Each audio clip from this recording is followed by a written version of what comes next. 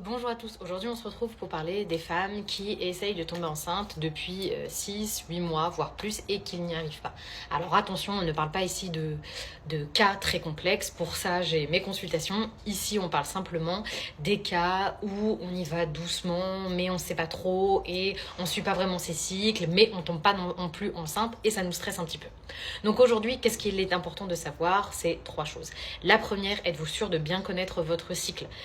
Donc il est important vraiment de connaître les différentes phases du cycle et surtout quand prévoir ces rapports. Des rapports juste après les règles quand vous avez des cycles longs n'entraîneront pas une grossesse. Il y a une chance de grossesse uniquement lorsque vous avez des rapports pendant votre période fertile. Et la période fertile n'est que de 5 à 4 jours.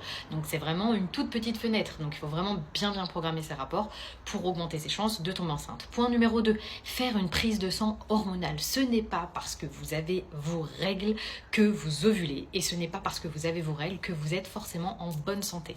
La quantité des règles, l'abondance des règles, les douleurs de règles, tout ce qui a lieu autour des règles sont vraiment un indicateur important et un indicateur clé de votre santé hormonale. C'est pour ça qu'il est vraiment important de faire une prise de sang complète et de faire un bilan fertilité auprès de son gynécologue.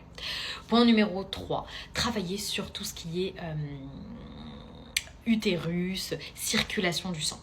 Ok, vous prenez des vitamines pour améliorer la qualité des ovocytes. Top, et c'est ce qu'il faut faire. D'accord? Pour ça, on a le complément alimentaire Olympia.